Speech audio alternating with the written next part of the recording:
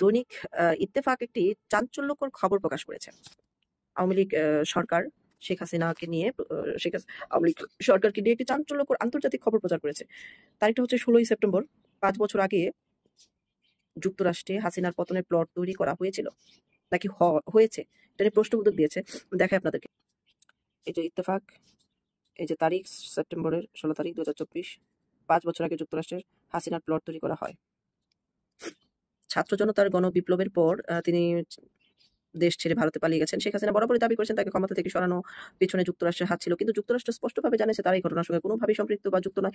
তাদের মতে বাংলাদেশের ছাত্র জনতার অভ্যুত্থানের ফলেই হাসিনা পদত্যাগ করতে বাধ্য হয়েছেন। এরই মধ্যে ভারতীয় সংবাদ মাধ্যম দ্য সানডে গার্ডিয়ান একটি চাঞ্চল্যকর প্রতিবেদন প্রকাশ করেছে, যা নতুন মাত্রা যোগ করেছে। দ্য সানডে গার্ডিয়ান তাদের এক প্রতিবেদনে জানিয়েছেন শেখ হাসিনাকে উৎখাতের পরিকল্পনা 2019 সাল থেকে শুরু হয়েছিল। এই প্রতিবেদনের শিরোনাম ছিল documents show US said in motion plan to us Hasina outs Hasina, মানে তারা উল্লেখ করেছে যে কিছু নথি পর্যালোচনার মাধ্যমে দেখা গেছে যুক্তরাষ্ট্র 2019 সালের প্রথম দিকে হাসিনাকে অপসারণের পরিকল্পনা করে আসছে। এই নথিগুলোর উপর ভিত্তি করে বলা হয় যুক্তরাষ্ট্রের সরকারি অর্থায়নে পরিচালিত পরিচালিত কিছু সংস্থা এই পরিকল্পনা বাস্তবায়নের দায়িত্ব নিয়েছিলেন। যেমন আমরা প্রথম শেখ হাসিনার বিরুদ্ধে কিছু নথি জোগাড় করার যে বিষয়টা, সেটা কিন্তু প্রথম আলোর একজন সাংবাদিক রোজিনা নামের একটা মহিলাকে আমরা দেখেছি। তিনি এইটার একটা অংশ ছিলেন, তিনি ধরাও পড়েছেন। তিনি করোনার সময় নথি চুরি করতে গিয়েছিলেন। আমাদের দেশে ইনজেকশন কোথা থেকে আসে, এটা প্রাইস কত দিয়ে কেনা হচ্ছে, ফ্রি আসছে কিনা, বা আমাদের কাছে ফ্রি অফ কস্ট যে দেওয়া হচ্ছে, এটা সরকারি বাণিজ্য কিভাবে করছে, চুক্তি কিভাবে করছে, এগুলো উনি চুরি করতে গিয়েছিলেন। আচ্ছা, পরে ওনাকে হাতে নাতে ধরা হয়। তারপরে এরকম এই ছকেই আসলে এগিয়েছিল। তারপরে হচ্ছে হাইতি 2000 মঙ্গোলিয়া যুক্তরাষ্ট্রের সরকারি অর্থায়নে পরিচালিত কিছু সংস্থায় পরিকল্পনা বাস্তবায়নের দায়িত্ব নেয়। মঙ্গোলিয়া 1996 এর সৃষ্টি, হাইতি 2001 এর এবং উগান্ডা 2021 এর মতোই বাংলাদেশের ক্ষেত্রে ইন্টারন্যাশনাল রিপাবলিকান ইনস্টিটিউট IRI যুক্তরাষ্ট্রের শাসন ব্যবস্থার পরিবর্তনে একটি বড় ভূমিকা পালন করে। মানে ওরা বিভিন্ন দেশে আমেরিকানরা করে, বিভিন্ন সংস্থা সৃষ্টি করে। তো সেইভাবে বাংলাদেশেও international Republican institute of IRI, এটা যুক্তরাষ্ট্রের শাসন ব্যবস্থার পরিবর্তনে একটি বড় ভূমিকা পালন করে। প্রতিবেদনে অনুসারে এই পরিকল্পনা বাস্তবায়নে national endowment for democracy NED এবং United state agency for international development USAID মূলত IRI কে দায়িত্ব দেয়। নথিগুলোতে আরও উল্লেখ করা হয়েছে ভারতের হস্তক্ষেপ প্রতিরোধের জন্য প্রকল্পটি খুবই গুরুত্বপূর্ণ ছিল। বিশেষ করে বাংলাদেশের রাজনৈতিক অঙ্গনে ভারতের প্রভাব প্রতিহত করতে এই প্রকল্প প্রয়োজনীয় হয়ে দাঁড়িয়েছিল। ওয়াশিংটন ভিত্তিক ইন্টারন্যাশনাল রিপাবলিকান ইনস্টিটিউটের IRI মূল উদ্দেশ্য হল গণতান্ত্রিক প্রতিষ্ঠান, রাজনৈতিক দল, সুশীল সমাজ এবং নির্বাচনী প্রক্রিয়াকে সমর্থন করে গণতন্ত্রের প্রচার করা। এছাড়া ওদের সমর্থন নিয়ে রাজনৈতিক দলের সমর্থন, সুশীল সমাজের সমর্থন এবং গণতান্ত্রিক প্রতিষ্ঠানগুলোর সমর্থন, নির্বাচনী প্রক্রিয়াকে সমর্থন, গণতন্ত্রের প্রচার করা, এগুলো ছিল ওদের কাজ। এছাড়া USAID অর্থায়িত প্রকল্পগুলোর বাস্তবায়নে অংশীদার হওয়া national Democratic institute NDI centre for international private enterprise CIP এবং সলিডারিটি সেন্টার, পাশাপাশি এত মিনিংফুল ওয়ার্ড, IRI NEDর 4টি মূল প্রতিষ্ঠানের মধ্যে একটি। National endowment for democracy NED গণতান্ত্রিক প্রতিষ্ঠান এবং প্রক্রিয়াগুলো শক্তিশালী করার লক্ষ্যে বিভিন্ন প্রকল্পের জন্য IRI কে অনুদান প্রদান করে। NED 1983 সালে প্রতিষ্ঠিত হয় এবং এটি একটি বেসরকারি প্রতিষ্ঠান, অলাভজনক সংস্থা এবং মূলত মার্কিন কংগ্রেস দ্বারা অর্থায়ন করা হয়। এটি স্বাধীনভাবে কাজ করে এবং মার্কিন পররাষ্ট্র দপ্তরের মাধ্যমে বার্ষিক অর্থ বরাদ্দ পায়।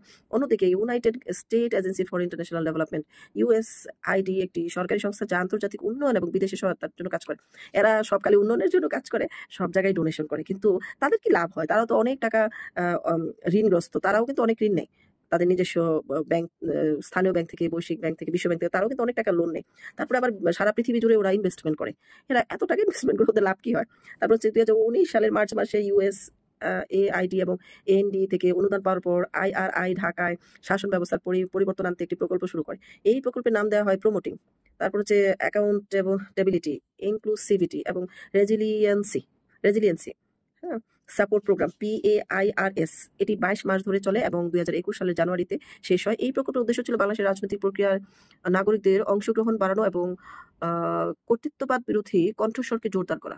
দেখেন ওরা কত গভীর থেকে কাজ করেছে, আমেরিকানরা কত গভীর থেকে। আর সরকার তাকে তেল দিয়ে ঘুমিয়েছে। সরকার তৃণমূল পর্যায়ে নার্সিং করেনি, দেশের গণসংযোগ রক্ষা করেনি, তৃণমূল পর্যায়ের নেতাদেরকে সাধারণ মানুষের কাছে সেবামূলক কাজে, তো এমনি করোনা তো অনেক সেবামূলক কাজ করেছে, কিন্তু মানুষের সবসময় একটা তদারকিতে থাকার যে ব্যাপারটা ছিল, সেই বিষয়টা অতটা ঘনিষ্ঠ ছিল না মানুষের সাথে। প্রতিবেদন আরো বলা হয়, বাংলাদেশের নাগরিকদের রাজনৈতিক সম্পৃক্ততা বাড়ানোর জন্য একটি সামাজিক ক্ষমতায়ন প্রকল্প বাস্তবায়ন করেছিলেন। এর মধ্যে আইআরআই স্থানীয় এবং অপ্রথাগত ফোরামগুলোকে লালন করেছে, যেখানে নাগরিক কেন্দ্রিক আলোচনা হতো। এই প্রকল্পে আইআরআই বিভিন্ন শিল্পী এবং সংগঠনের সঙ্গে কাজ করেছে এবং 16টি অ্যাডভোকেসি অনুদান প্রদান করেছে। এর ফলে তৈরি করা শিল্পকর্মগুলো প্রায় 4 লাখ বার প্রদর্শিত হয়েছে। শিল্পকর্মগুলো 4 লাখ বার প্রদর্শিত। এর মধ্যে ছিল সঙ্গীত, অভিনয় শিল্পী প্রদর্শনী এবং থিয়েটার পারফরমেন্স। আইআরআই এলজিবিটিআই বিহারি এবং অন্যান্য জাতিগত সংখ্যালঘু সম্প্রদায়ের সঙ্গে কাজ করেছে। এছাড়া 77 কর্মীকে প্রশিক্ষণ দেওয়ার জন্য 326 জন নাগরিককে 43টি সুনির্দিষ্ট নীতিমালা দাবি করেছে, নীতিগত দাবি তৈরিতে নিযুক্ত করা হয়েছে। 43টি সুনির্দিষ্ট নীতিমালা, মানে দাবি যে করবে সেটা সুনির্দিষ্ট নীতিগতভাবে তৈরি করার জন্য তৈরি করেছে ওদেরকে। 326 জন নাগরিককে তৈরি করেছে। এই দাবিগুলো 65 জন সরকারি কর্মকর্তার সামনে উপস্থাপন করা হয়। প্রসঙ্গত 2024 সালের নির্বাচনের আগে 2001 সালের ফেব্রুয়ারি থেকে সেপ্টেম্বর পর্যন্ত একটি প্রকল্পের অধীনে আইআরআই ন্যাশনাল এন্ডাউমেন্ট ফর ডেমোক্রেসির NED থেকে $9 লাখ অনুদান পেয়েছিল। এই প্রকল্পের উদ্দেশ্য ছিল রাজনৈতিক বিতর্ক ও সিদ্ধান্ত গ্রহণের জন্য প্রান্তিক কণ্ঠস্বর, বিশেষ করে যুবক ও নারীদের ক্ষমতায়ন করা, মানে তরুণ প্রজন্মের দিকে ঢালাওভাবে কাজ করেছে। দেখছেন ওরা আমেরিকা বসে আমাদের দেশে কত কত কি পরিমাণ নার্সিং করেছে যুবকদেরকে, নারীদেরকে ক্ষমতায়ন করা। এগুলো কিন্তু আমরা বিভিন্ন জায়গায় বিভিন্ন সংগঠনের মাধ্যমে দেখতে পেয়েছি। এই প্রক্রিয়াগুলো রাজনৈতিক প্রক্রিয়ায় অংশ নিতে নারীদের উৎসাহিত করা এবং ছাত্র সংগঠনের মাধ্যমে অহিংস রাজনৈতিক অংশগ্রহণের প্রয়োজনীয়তা তুলে ধরা। এই নথিতে মার্কিন পররাষ্ট্র দপ্তরের 5 জন কর্মকর্তা এবং ঢাকায় অবস্থিত মার্কিন দূতাবাসের 3 জন কর্মকর্তা, USAIDর 2 জন কর্মকর্তা এবং 1 জন রাজনৈতিক কর্মকর্তাকে প্রাথমিক যোগাযোগের মাধ্যমে হিসেবে চিহ্নিত করা হয়েছে। দ্য সানডে গার্ডিয়ান তাদের নাম প্রকাশ করতে চায়নি। তবে সিনিয়র কর্মকর্তাদের মধ্যে যারা এই পুরো প্রক্রিয়ার তত্ত্বাবধান করেছেন তাদের মধ্যে ক্রিস মার্ফি, DCT, SFRC দক্ষিণ এশিয়ার উপকমিটির সুমনা গুহ, দক্ষিণ এশিয়া পরিচালক, national security council Donald Lu, state ডিপার্টমেন্টের incoming assistant secretary Sarah Morgan, DRL state department incoming assistant secretary এবং ফ্রান্সিসকো ব্যান কোসমে টেস্ট ডিপার্টমেন্টের সিনিয়র অ্যাডভাইজার এর নাম উল্লেখ করা হয়েছে। এই পুরো প্রকল্পটি ঢাকায় শাসন ব্যবস্থার পরিবর্তন আনতে ব্যাপক প্রভাব ফেলেছে এবং প্রায় 4 লাখ বাংলাদেশি নাগরিককে সরাসরি প্রভাবিত করেছে।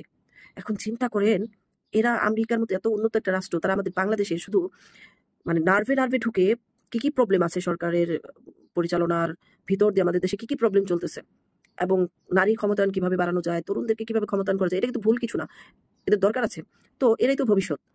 তো এরা এই যে কটা যেন 326 জনকে দিয়ে 43টি সুনির্দিষ্ট নীতিমালা তৈরি করতে দায়িত্ব দিয়েছে। 65 জন সরকারি কর্মকর্তার সামনে যেন উপস্থাপন করতে পারে এবং এটা গত নির্বাচনের আগে কিন্তু 2021 সালের ফেব্রুয়ারি থেকে এটা উপস্থাপন করেছে। এখন এরা পৃথিবী যে নিয়ন্ত্রণ করে, এদের যে মাথার এত ব্রেন, এটা আসলেই সম্ভব? শুধুমাত্র বাংলাদেশ নিয়ে যদি এত গবেষণা করে থাকে, তাহলে সারা পৃথিবী নিয়ে এদের ডোনাল্ড লু কত লক্ষ ডোনাল্ড লু আছে।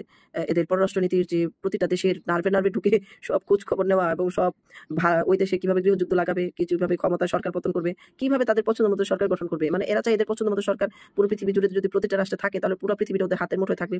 ওরা যা চাইবে তাই হবে, ওরা যা বলবে তাই হবে, ওদের হাতে পুতুল হয়ে যাবে। তো ওদের হাতে পুতুল হয়ে অনেকে বলে আর কি, আমার কথা না এটা, পাবলিক বলে যে ওরা যদি কারো বন্ধু হয় তাহলে শত্রু খোঁজার জন্য কোথাও যেতে হয় না। তারাই বন্ধু হলে অটোমেটিকলি অন্য কোনো ক্ষমতাধর রাষ্ট্র অটোমেটিকলি ওই দেশের শত্রু হয়ে যায়। অন্য রাষ্ট্ররা আবার চিন্তা করে যে তারা আমেরিকার সাথে মিশে গেলে অনেক ক্ষমতাবান হয়ে যাবে, এটা হতে দেওয়া যাবে না। অন্য আরেকটা শক্তি তখনই আবার পিছনে লেগে যায় যে এটাকে ভাঙতে হবে। তখনই একটা যুদ্ধ প্রক্রিয়া শুরু হয় এবং মত বিরোধিতা শুরু হয়, কে রাষ্ট্রটাকে দখল নেবে, কার নিয়ন্ত্রণ নেবে। এইসব কারণেই কিন্তু ঘটে থাকে বিষয়গুলা, আন্তর্জাতিক বিষয়গুলা।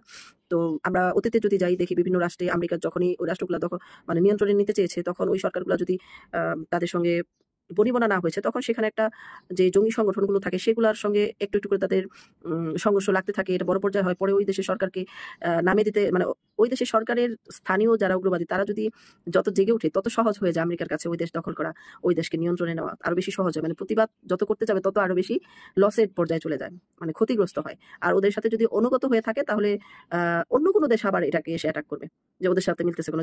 যেমন আপনারা ইউক্রেনটা দেখেন, ইউক্রেন রাষ্ট্র হচ্ছে আপনার ন্যাটোর সাথে মিলতে গেছে, যেটা আমেরিকার সম্পৃক্ততা আছে যুক্তরাষ্ট্রের।